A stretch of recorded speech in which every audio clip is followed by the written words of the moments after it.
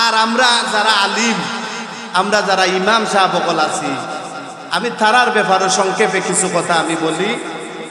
আমি সংক্ষেপে আপনাদেরকে বলতেছি, যারা আমরা আলিম সমাজ, আমরা আজকে এত অবহেলিত কেন?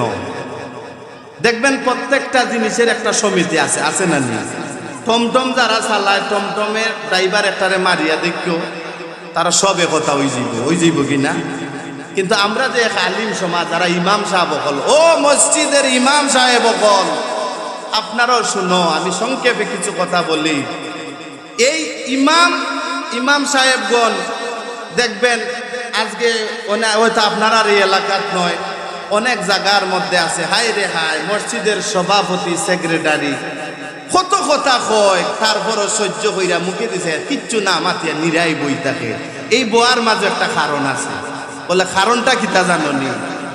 তাইন চিনচুন খালি লাম্পা পাঞ্জাবি লাগাইতা, কুট লাগাইতার, আতর শরীরের মাঝে লাগাইয়া তাইন চলতা। তাইন এই ইমামতি ছাড়া তারা আইন চিনুন নাকি? ইমামতি ছাড়া তারা আইন চিনুন নাকি? কিন্তু এই ইমামতি ছাড়া তো আরো অনেক কিছু আছে। ইমামতি করলে খাস কাম যে করা যাইতো না, এটা এমন কোনো কথা আসেনি? বা কোনো কথা আসেনি না? খাস কাম করলে গুনাহ হইব। কিন্তু দেখা যায় আমরার মাঝে এই সমিতি যে নাই, একথা নাই। একজনে যদি কোনো কথা কয়, আরো ইমামে আড়াল থাকি হইব বালা হইছে, কথারে ধরছে বালা হইছে, এইভাবে তার দিকে যে নজর দিব। এই জন্য দেখবা কোনো মসজিদ থাকে যদি 3,000, 4,000, 5,000 টাকা বেতনে চাকরি করে, কোনো সময় যদি উঠিয়া কয়, ও সভাপতি সাহেব, আমার সংসারটা লইয়া চলতে বড় কষ্ট হয়, কিছু টাকার একটু বাড়াইয়া দেও না নে? কইব এই ইমামরে আর রাখা যাইতো নাই। আছে না নি এরকম? ওই ইমামের টাকা চাইলেইছে, তারে আর রাখা যাইতো নাই। এরপরে দেখবা কিছু খরচা মুলুবিও বলে আছে, এই বেজার লাগিয়া যদি তাই বাড়িয়া যান কি, আরেকজন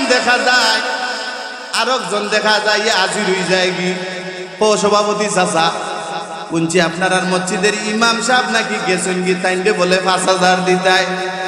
আমি একটা কথা কই আপনারে, আমারে 5,000 লাগতো না, 4,000 টাকা দিলাইও। বেজাল আমরার মাঝে নানি, বেজাল আমরার মাঝে। কিন্তু এ যে গেল, কোন কারণে গেল তুমি তো এক দ্বারা জিগাইলাই না। এই জন্য আমি বলি, এই জন্য একজন ইমামের বেতন 3,000 অথবা 5,000 অথবা 7-10,000, এর উপরে আর কেউ নাই।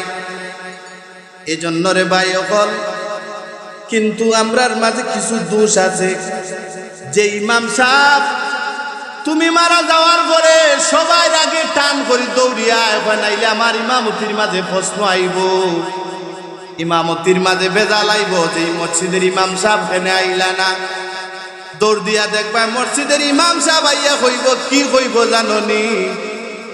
হাই রে হাই, কেমনে তাইন মারা গেল, আমার চাচাও তো বালা মানুষ আসলা। কইয়া দেখবা তাইন গোসলের ব্যবস্থা করবা, খাপন কেমনে লাগাইন সেটারও ব্যবস্থা করবা। করিয়া দেখা যায় তাইনের বেতন 3,000 অথবা 5,000। কিন্তু আমরার মাঝে কিছু দোষ আছে। ও ডাকাত তাকে একজন আনি লাইলাম, আনিয়া দেখা যায় তাইন রে কি করি জাননি, 1 ঘন্টার সময় তাইন কথা কইন, তাইন রে 40,000 টাকা আমরা দেই, ঠিক কিনা? 40,000 টাকা দেই। ও যে তাইন 1 ঘন্টা আওয়াজ দেয় তাইন গেছুন কি, তুমি মরার কথা শুনলে তাইন ডাকাত থাকি কি আইয়া তোমার বাড়ি যাইবানি? আগে আইতা নাই, খে আইব জাননি? ও 3,000 টাকার মোল্লা বেটা দৌড়ি আইয়া কইব, খাফনের ব্যবস্থা করো রে, গোসল করাইয়া দিব, খাফন লাগাইয়া দিব, হাত তুলি আল্লাহর কাছে দোয়া করব। কিন্তু ও বেটা যে 40,000 লইয়া গেছে, এই দোয়া করতো না। করবো নি দোয়া? আর কিছু আলিম বগল আসুন, ইটা বহুত তারে চিনা আছে, ইয়া মাহবুদ শ্রীমঙ্গল আইয়া 1500 টাকা দিয়ে কাল লইয়া আইয়া দেখবা আইয়া তাই কইতাছেন ডাকাত থাকি আইছি। আছে না নি ভাই?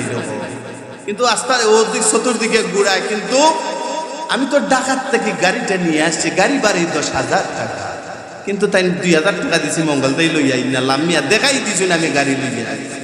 আমার চৌকে 3 জন ধরা গাইছি। আমি জিগাইছি বন্ধু কি দাওয়া, দুস্থ মাতিও না, আমি গাইছে রবা। এইরকম অনেক মিয়া সাহেব বলা আছে, ইতারই আমরা বেশি প্রাধান্য দিই। আর যারা দেখবেন এই যে কথা বড় দুঃখ লাগে রে বা, অথবা আপনার এলাকাত নাই, বড় কষ্ট করি একটা আলিম একটা ইমাম এই সমাজের মাঝে চলতেছে। আমার জীবনের আমি একটা ঘটনা কই, আমার জীবনে একটা সংক্ষেপে একটা ঘটনা বলি। আমার কোন মসজিদের সভাপতি অথবা হয়তো রেকর্ড হইতেছে, কোন সভাপতি অথবা সেক্রেটারির ক্ষমতা হইতো না আমার কর, ও ইমাম সাহেব মসজিদের মাঝে বালুকে নেবার এটা কিতা, এই অবস্থা কিতা। খালি আমার জন্য কয়, কারণ আমার ভিতরে সাহস আছে। কেন সাহস আছে জানি? আপনারা হয়তো অনেকেই দেখেন, আমার কিন্তু ছোট্ট একটা ব্যবসা আছে। আমি কোনো জিনিস করি না করি এমন কোনো কথা না, ওয়াজও করি, আমার ব্যবসা আছে। মাত্র 5,000 টাকার পুঁজি লইয়া আমি উঠছিলাম। আজকে আমার দোকানের মাঝে 2.5-3 লাখ টাকার মাল আছে, গ্রামের মধ্যে 1.5-2 লাখ টাকা মানুষের কাছে আছে। এই পুঁজি দিয়ে আল্লাহ আমার 5 লক্ষ টাকার জায়গাও কিনাইছে। সুবহানাল্লাহ। এই 5 লক্ষ টাকার জায়গাও কিনছি এই হালাল ব্যবসাটা করিয়া। কিন্তু ওই ইমাম সাহেব বল, এই মুজিবকুট লাগানি বাদ দেও, আতল গোসানিটা তুমি সারি দাও, সারিয়া ইমামতি করো 3,000 এই ফিসেদি ফরিতাপন লাগতো নাই। তোমারে তো আল্লাহ তো নাই দিছে, বা তো নাই দিছে না, শক্তি আছে। তুমি তো খালি বার দিয়ে বই থাকতাই যে কোনো একটা দাওয়াত নিয়ে আইলে গিয়ে আল্লাহ আমিন কই 100 টাকা নিয়ে পাও, ওই 100 টাকা এখন করে দিন নেই বলি। ব্যবসা করো, হালাল রুজির পথ আছে, আল্লাহর কাছে আল্লাহ বার করে দিবা। আর এই যে একটা বেদা, এই জিনিসটার বাইয়ে তোমরা সারি দাও। এক ইমাম বাড়িলে দেখবে আরো 3 জন আইয়া লাইন দিলেও বাইতা বলে, সভাপতি চাচা তাই 5,000 দিতে আমারে 3,000 টাকা দিল, আমি আমাই দিব কেন? আমায় জানি যে সমিতি নাই আমরার মাঝে, একতা নাই। তাইলে একতা তাহলে জিগানি গেল না, তুমি যাইয়া আমাইছে আমদারে জিগাইছো নি খেনে বাড়িয়া গেছে সভাপতি যে কি কথা কইছে।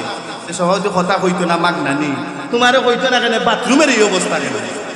যে মানুষটা আল্লাহর ঘরের ইমাম তারে জিগায় যে বাথরুমের অবস্থা কেন, আমারে হোক আফ্রিকা জিগা বাথরুমের অবস্থা কেন?